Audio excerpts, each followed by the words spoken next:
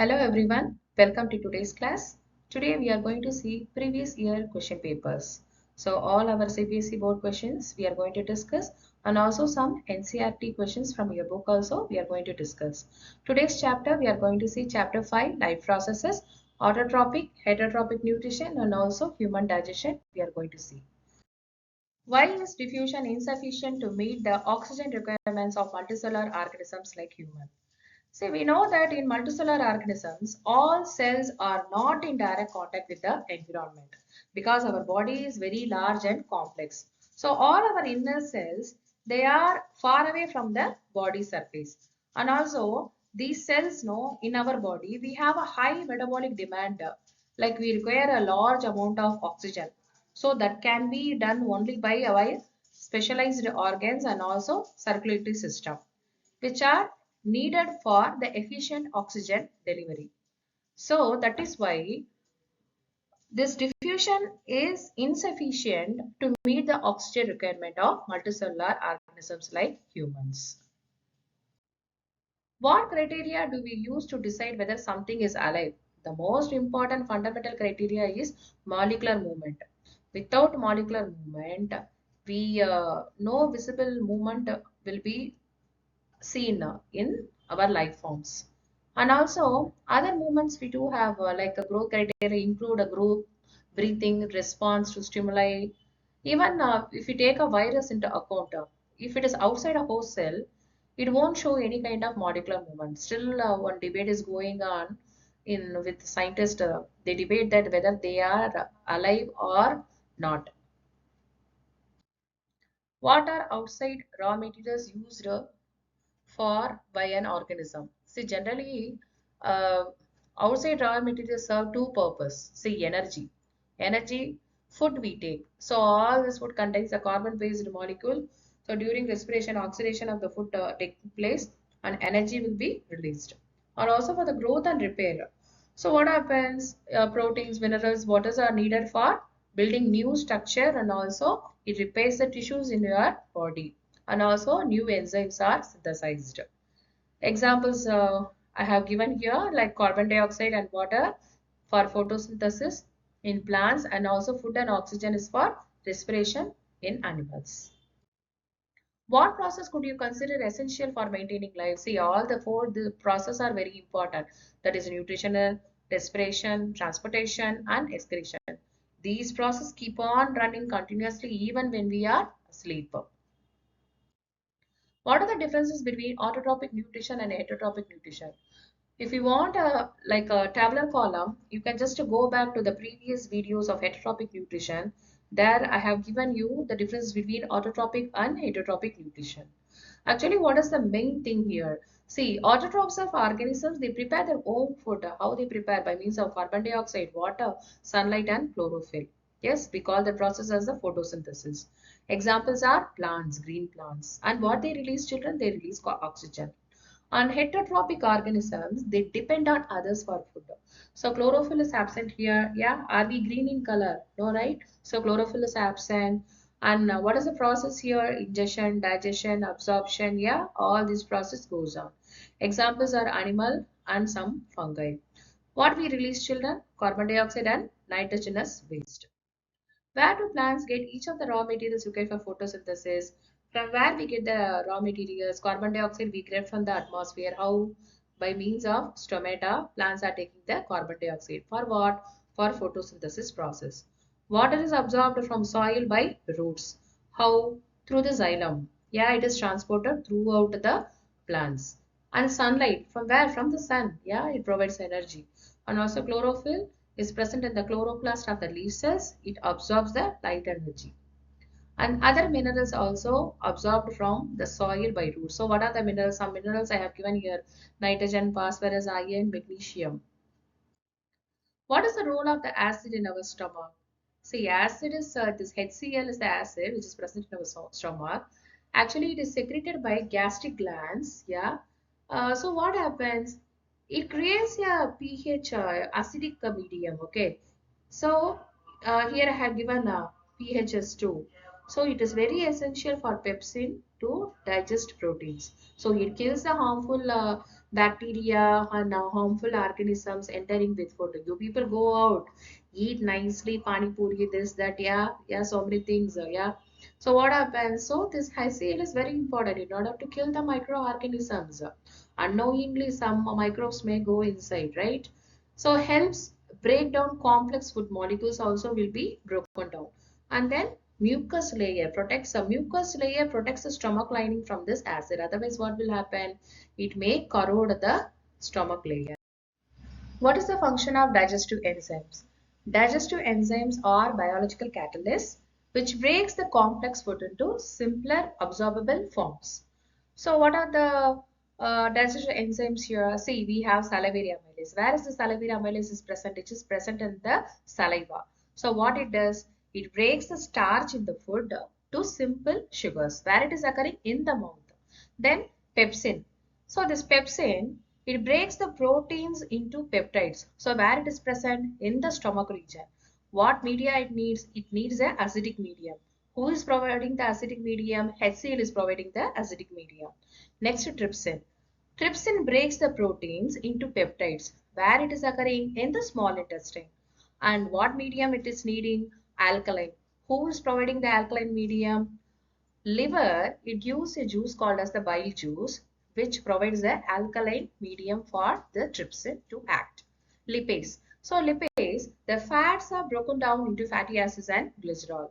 And then at last, intestinal enzymes. So what this does? Final conversion to glucose, amino acids, fatty acids, and glycerol are done by intestinal enzymes. So how is the small intestine designed to absorb digested food? See, our longest part of the alimentary canal, and also it has a more time for digestion and surface for absorption happens in the small intestine only. So inner lining has a finger-like projections called villi. It greatly increases the surface area. So this villi is richly provided with these blood vessels, and it helps in absorbing the nutrients, and it gives to all the body cells. So villi walls are very thin and easy passage of digested food into the blood also occurs. Herbivores have longer small intestine than carnivores because herbivores they take cellulose which is harder to digest. How are fats digested in our body? Where does this process takes place? Fat digestion occurs in the small intestine in two steps. How? Emulsification by bile. So bile juice from the liver, it is stored where it is stored? It is stored in the gallbladder. So it breaks the large fat globules into smaller ones. So like you take a laddu, and when you break this laddu into small ones, so yeah, how it is breaking? Like that, it is breaking this fat globules into smaller ones, which increases the surface area. So bile has no enzymes. And the next step is enzymatic breakdown. So here the pancreatic lipase breaks emulsified fats into fatty acids and also glycerols. How they are absorbed? Through the villi, and it is given out throughout the body by means of the blood. What is the role of saliva in the digestion of food? It contains an enzyme called salivary amylase, which breaks starch to simple sugars. It moistens and lubricates the food, so only we can easily able to swallow. And tongue mixes food thoroughly with saliva during chewing. Saliva acts only on starch. Proteins and fats are later digested in our body. What are the necessary conditions for autotrophic nutrition and what are its byproducts? See, some conditions like we need carbon dioxide, water, sunlight, chlorophyll.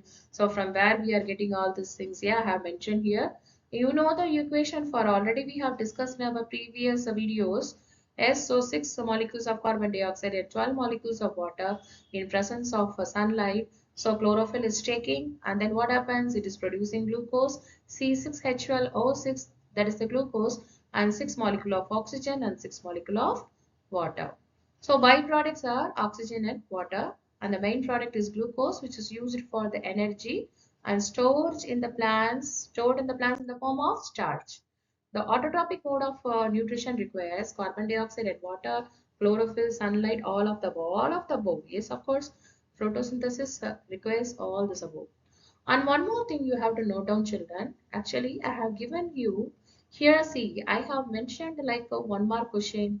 Yes, 2 mark question. Like that. See, can you see here? Yeah, I have mentioned here 1 mark. So on here also is like NCERT exercise. Yeah, question number 3. So I have mentioned in each and every page. Here, this question is 1 mark question. See, 1 mark question, and it has appeared in CBSE 2025. So which year also I have mentioned for each question, whether it is in the NCERT book or which year it has come. Yeah, everything have been mentioned. So you can take this video. So it will be covering all the previous year's questions. So secretion of less saliva in the mouth will affect the conversion of. So what happens? Starch into simple sugars. That is why the salivary amylase is breaking down starch into simple sugars. Most of the digestion and absorption of food takes place in the small intestine, of course. Explain nutrition in amoeba with diagram. I have given you the diagram of nutrition in amoeba, children. So first step is ingestion. So it uses the pseudopodia to surround the food. Then food vacuole is formed, and then digestion. So what will be present inside digestion? Some food particles will be present. The digestive enzymes will be there. Water will be there. So digestion process occurs. So breaking down of the complex substance into simpler ones happens here. Then what happens? Absorption takes place and the digestive food is diffused into the cytoplasm, and at last the undigested food material is expelled from the cell surface. So paramecium, they have a fixed shape and also they have cilia. Why is small intestine longer in herbivores than carnivores? Because herbivores they eat plants which are rich in cellulose, so very difficult to digest, and also this long intestine provides more time and surface area for digesting this cellulose rich food. Carnivores eat meat, that is, we eat protein and fats, so easier to digest, so shorter intestine is sufficient. What happens if mucus is not secreted by gastric glands? If mucus is not secreted, what will happen? Stomach lining will be exposed to corrosive HCl. Acid will erode or damage the wall. Pepsin could also digest the stomach wall. So this is the mucus is acting like a protective barrier, preventing self-digestion. Name peristaltic movements. Where is bile stored? List two roles of bile. Peristaltic movements means nothing but the rhythmic wave-like contraction and relaxation of the alimentary canal muscles that push the foot down forward. Bolus is formed, right? So slowly, because of the contraction and the relaxation, here it is pushed into the, where it is pushed? It is pushed into the stomach region. So bile is stored in the gallbladder. Who is producing this bile? It is produced by the liver. Two roles are happening.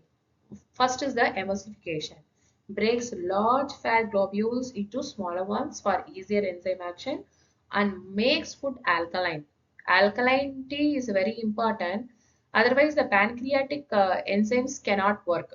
So, the acidity which is provided by the HCl will be turned into alkaline nature because of this bile.